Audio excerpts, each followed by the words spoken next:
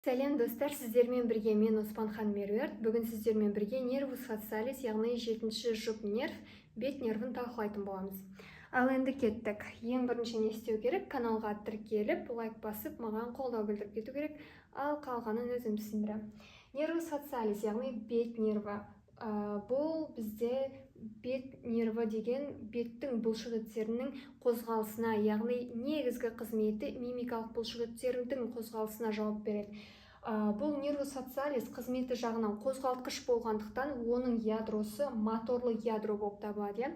Ол ең бірінші импульс қайдан да өндіріледі десек, постцентралисте өндіріледі. Постцентралис бұл бізде бүкіл моторлы нерв жолдарының ең негізгі бастамасы болып табылады. Одан кейін ол төмен қарай бағытталып, мына таламусқа жолығады, одан кейін барып төмен қарай бағытталып, қарсы қиғаш өтіп, яғни бұл қай жол? Кортиконуклеарлы жол, пирамидалық жолдардың ішіндегі кортиконуклеарлы, яғни адам өзі басқара алады өзінің мимикалық бұлшықеттерін. Және де ол келіп қиылыса отырып, өзінің екінші ретті невронын алады. Екінші ретті невроны оның ми көпірінде, ми көпірінің жоғарғы бөлігінде орналасқан. Енді ол бізде 6-шы жұп нерв бар ғой, соның ядросымен қатар орналасқан, сондықтан да 6 мен 7 бір-біріне жақын орналасқандықтан, оларда қандай да бір патологиялық процесс болатын болса, ми көпірінде мысалға қан құйылулар, рак сияқты процестер болса, екеуінің бұзылыс симптомдары біздің бетімізде бірге көрініс береді. Яғни 6-шы нерв бізде көздің бұлшықеттеріне, одан кейін 7-ші нерв мимикалық бұлшықеттер, екеуінің қатарласа, қосарлана клиникалық көріністерін көруімізге болады екен. Бұның клиникалық маңызы бар болғандықтан сіздерге айтып жатырмын. Одан кейін енді ол ары қарай қалай бағытталады? Кішкене көтеріліп барып, төмен қарай түсеміз. Төмен қарай түседі. Неге ол көтеріледі? Себебі ол алтыны айнала отырып, осы ми көпірі негізінен шығу керек. Шыға отырып, ми көпірі мен оның ортаңғы аяқшасы миышықпен жалғасады ғой, миышықпен жалғасқан жерінде ми көпірі миышықтық бұрыштан шыға отырып, төмен қарай бағытталады. Төмен қарай бағытталып, ол самай сүйекке келеді. Бізде самай сүйекте білеміз, көптеген тесіктер, көптеген каналдар, жолдар бар. Сол жолдардың бірімен біздің осы нервус фациалистің нервтік жолы өтеді. Одан басқа бізде парасимпатикалық нерв жолдары тура сол жолмен өтетіндіктен біз оны бүгін қоса талқылап кетеміз. Енді нервус фациалис төмен қарай бағытталып самай сүйекке келді. Самай сүйекке ол пирамидалық бөлімінің порус акустикус интернус, яғни пирамиданың артқы қабырғасында орналасқан порус акустикус интернус тесігі арқылы кіреді. Кіргеннен кейін ол осы барабан қуысында екі түрлі қиылыс жасайды. Бұл қиылыс 90 градустан жасалғандықтан оның маңызы бар да. Ол бірінші қиылысын төмен қарай бағытталып, артқа қарай бұрылғанда жасайды, яғни бірінші тізесі, одан кейін артқа қарай бағытталып, тіке жүріп, төмен қарай бағытталады. Бұл бұның екінші тізесі.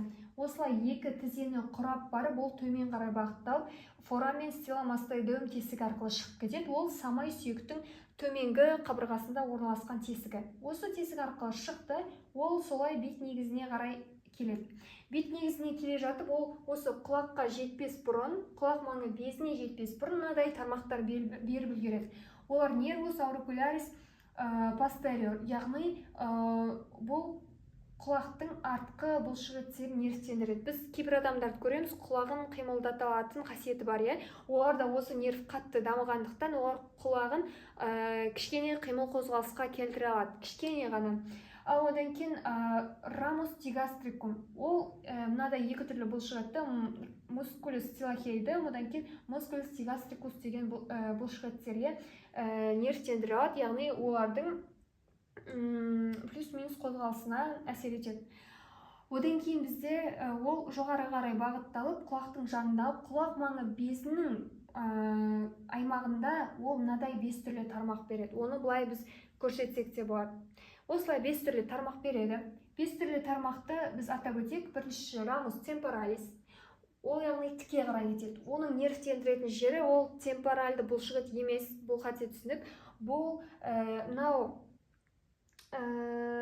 маңдай бар ғой, маңдайлық бұлшықетті нервтендіреді, оның қызметі. Солай біздің осы маңдайымызды жиыруымыз, қасымызды көтеруімізге жауап беретін және де соны нервтендіретін тармағы болып табылады. Одан кейін рамус зигоматикус, яғни бұл бет сүйектік, яғни алдыңғы негізгі мимикалық бұлшықеттерімізді нервтендіретін, көздің төменгі бөлігін, самай аймағындағы бұлшықеттердің қозғалысына жауап береді. Одан кейінгі рамус букалис, яғни бұл ұрт нерві, біздің ұртымыздың қозғалысын біз даже тексеру барысында аузында ішіне ауа толтыр, оны біраз уақыт ұстап тұр деген сияқты тексеріс жүргізіп көреміз осы рамус букалис тексеру барысында, яғни ұрттың қозғалысына.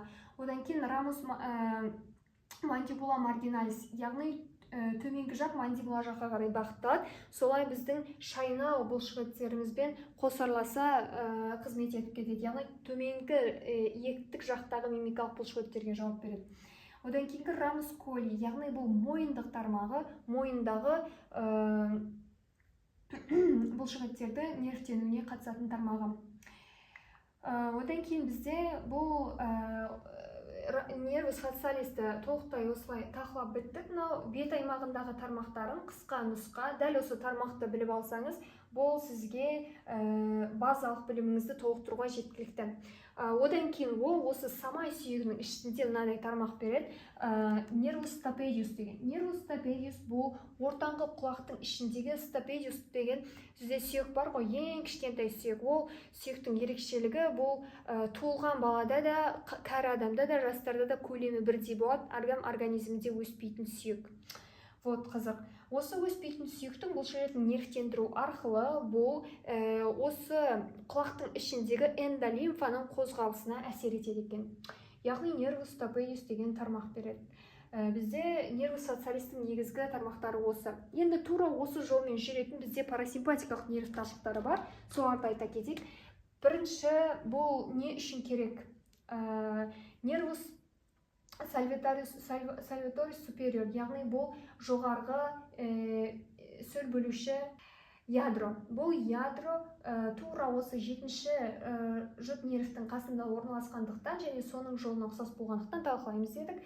Ол одан кейін төмен қарай бағытталып, бізде самай сүйекке кіреді. Самай сүйекке кіріп, қай жолмен кіреді? Порус акустикус интернус арқылы кіреді. Интернус арқылы кіріп, самай сүйектің ішінде, ол бірақ басқа тесік арқылы шығады, яғни ол артқа қарай, төмен қарай бағытталмайды, тіке қарай бағытталып, біз айттық қой, самай сүйектің ішінде жолдар өте көп, тіке қарай бағытталады да, ол хиатус каналис нерви петрози минорис деген тесік болады, яғни сол хиатус арқылы шығады, сөйтеді, ол мынадай атқа ие болады, нервус петрози минорис. Яғни осы атқа ие бола отырып, ол бет негізіне қарай бағытталады. Бет негізіне қарай бағытталған кезде ол екі түрлі тармақ береді. Бірінші тармағы жоғары қарай бағытталып, осы құлақ маңы безіне құлаққа жетпей тұрып, жоғары тұсымен қарай бағытталады, құлақтың жоғарғы жағымен.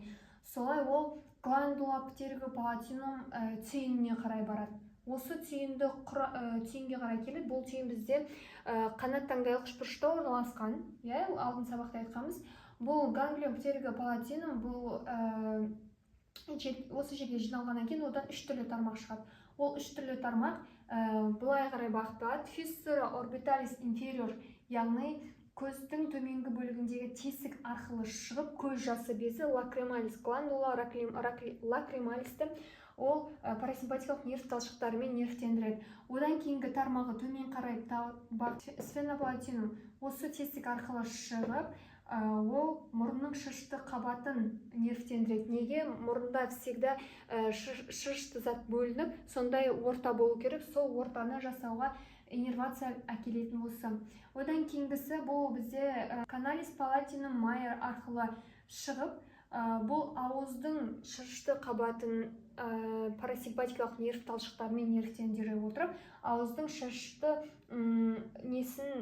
ортасын сақтап тұрады. Енді бұл жоғары қарай кеткен тармағы осындай бездерді, сөл бөлетін орталықтарды парасимпатикалық нерв талшықтарымен нервтендіріп тұр. Одан кейінгі тармағы бізде төмен қарай бағытталады. Екі түрлі тармақ береді. Біріншісі гландула субмандибулярис, яғни төменгі жағасты безіне.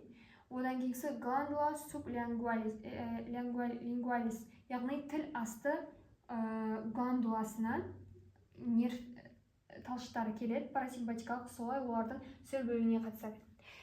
Енді кезекті бізде тілдің алғашқы 3-2 бөлігінің ауырсыну температурасына біз 5-ші жұп нерв жауап береді дедік. Ал оның дәм сезуіне қандай нерв жүйесі жауап беретінін талқылаймыз. Ол бізде нуклеус трактус сагитали деген